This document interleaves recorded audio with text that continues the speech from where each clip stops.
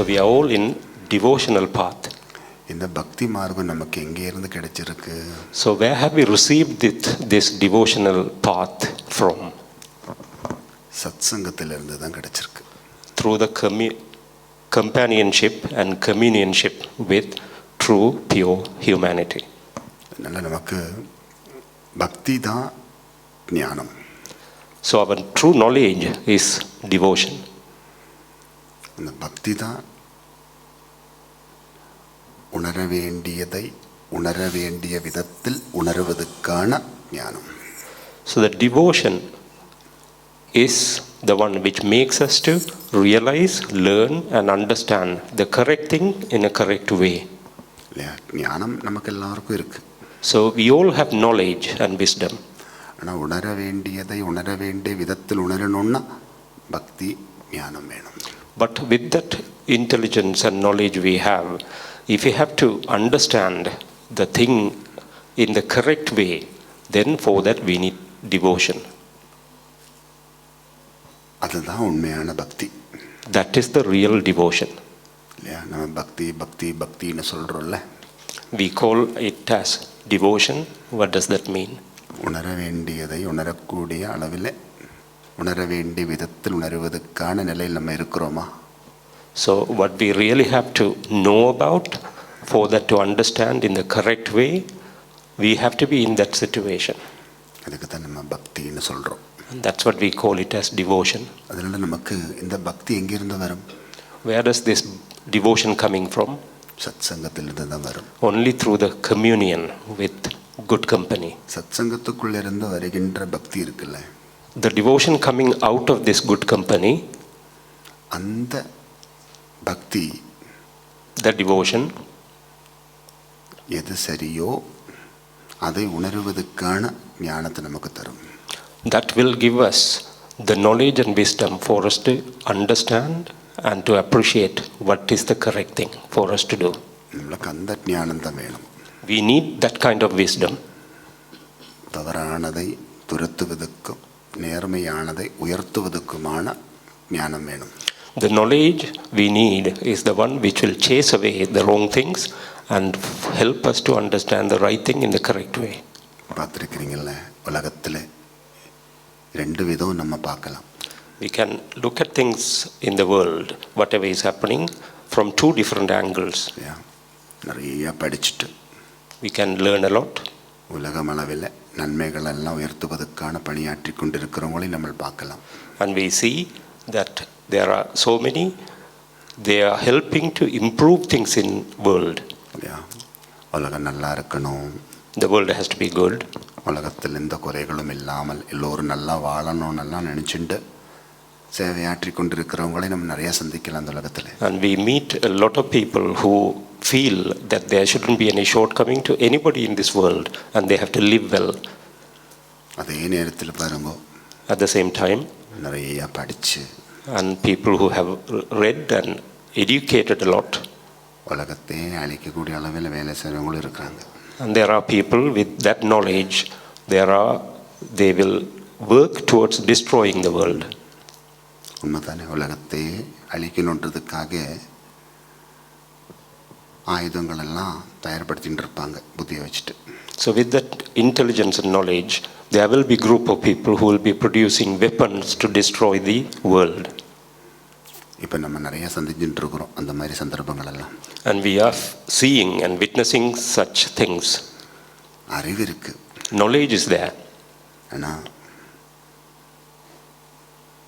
அந்த அறிவு ஆசுரிகமான மார்க்கத்துக்கும் நம்மளை கூட்டிகிட்டு போகும். That knowledge sometimes takes us in the demonic path. அந்த அறிவு நம்மளை தெய்வீகமான மார்க்கத்துக்கு கூட்டிகிட்டு போகணுன்னா சத்சங்கத்திலிருந்து தான் நமக்கு அந்த அறிவு கிடைக்கணும். If that knowledge has to take us in the divine path, for that we have to receive that knowledge through good company. அதுதான் ரத்னாகரனுக்கு கிடைச்சது. That's what Ratnakara received. யார் Ratnakaran? Who is that Ratnakaran? வாத்மீகி. That is the Valmiki, Saint Valmiki. பகவான் ஸ்ரீராமருடைய சத்சங்கம் கிடைச்சாச்சு அவருக்கு. So he had the good company of meeting Sri Rama. கிடைக்கிற வரைக்கும் அவர் எப்படி இருந்தார்? Until he received Sri Rama, meet Sri Rama, how was he like? ஒரு காட்டை ஆளுகின்ற ஒரு காட்டாளனாக இருந்தார். He was a person living in the jungle and forest, and he was controlling everything within that forest. வெட்டுவது, கொல்லுவது, அருந்துவது. So he was killing people and he was cutting. He was cutting and eating and drinking. Killing people? Vaidyanatha. Swami. Cutting, Swami. அவர் காட்டுக்குள்ள என்ன கிடைக்கிறதோ அதெல்லாம் அவரோட உணவென்று நினைச்சு அதை உணவாக ஏற்றுக்கொண்டார். Whatever he found as food in the jungle, in the forest, he took it as his food. அதுக்காக வால்மீகி நம்ம ஒரு கொலைகாரனாக்க கூடாது.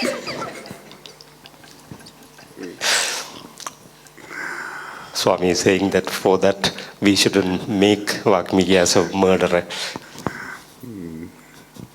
அப்போ அந்த ரத்னாகரன் என்று சொன்ன காட்டாளன்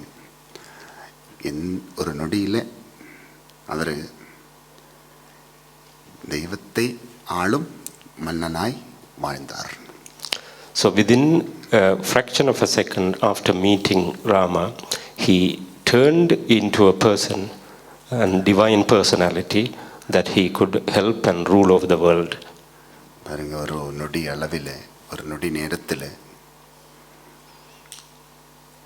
ஒரு காட்டாளனாக இருந்த அவர் மகரிஷியாக மாறிட்டார். So within a fraction of a second, the one who was living in the jungle, he became a biggest saint. இன்னைக்கு நம்ம யாரும் வால்மீகி காட்டாளன் என்று சொல்றதில்லை, வால்மீகி மகரிஷின்னு தான் சொல்லிட்டு இருக்கிறோம். So today we do not call him by his former status. We call him as a sage, Maharishi. இப்படி ஒரு பரிவர்த்தனம் நம்ம வாழ்க்கையில் நடக்கணும். So such a change should happen in our life. அவருக்கு ஒரு நொடி நேரத்தில் அது சாத்தியமாயாச்சு. It happened within a fraction of a second for him. நம்மளுக்கு ஒரு நொடி நேரத்தில் ஒன்றும் சாத்தியமாகாது. It may not happen like that for us. ஏன்னா நம்மளெல்லாம் வருஷக்கணக்கா உப்பில் ஊறி இருக்கிற மாங்காய் தானே. So we have been soaked into the salt of karma for many years. அதனால அந்த உப்பையும் மாங்காவையும் பிரிக்கிறது கொஞ்சம் கஷ்டமான வேலை தான். So it's difficult to remove the salt from the pickle, the mango. ஆனால் கொஞ்சம் கொஞ்சமாக பிரிக்கலாம். But slowly it can be done. அந்த மாங்காய் உப்பு தண்ணியிலேருந்து எடுத்துட்டு நல்ல தண்ணியில் போட்டு வச்சு அந்த தண்ணி மாற்றிக்கொண்டே இருக்கணும். So we have to take the mango out of the pickle and put it in a clear water, pure water, and we have to keep changing that water. இப்போ கொஞ்சம் கொஞ்சமாக உப்பு ரசம் குறைஞ்சி போகும். So slowly the salt in the mango will come down. கொஞ்சம் காலம் எடுக்கும். It will take some time. பரவாயில்ல. It doesn't matter. ஆனால் அப்போது உப்பு ரசம் பூர்ணமாக போகாது. Even in that situation, the salt, taste of the salt will not completely go away. அந்த பழைய எண்ணங்களும் மனோபாவங்களும் நடைமுறைகளெல்லாம் இடையில வரும். So every now and then the old thoughts, the old way of living and old way of action will jump out of us. ஆனால் இனியொரு ஜென்மம் இருந்தால், but if there is another birth for us, எந்த பழக்க வழக்கங்களோடு நம்ம ஆழமாக பயணித்து கொண்டிருக்கிறோமோ, whichever the way we are living, அந்த பழக்க வழக்கங்களோடு பிறந்து அதில் பூர்ணமான நிலை அடையிறதுக்கு வசதி கிடைக்கும். So whatever the way we are living in this life, we will have it in our next birth, and in that we will be able to do more and experience and reach a better state. ஏன்னா எந்த எண்ணங்களோடு நம்ம பயணித்து கொண்டிருக்கின்றோமோ அந்த எண்ணங்களுக்குள்ளே நம்ம ஊறுவது தான் வாழ்க்கையினுடைய மகாசங்கல்பம். So whichever the thoughts we have in our life, and then traveling with those thoughts in our mind and practicing, we getting united with that is the way the life is.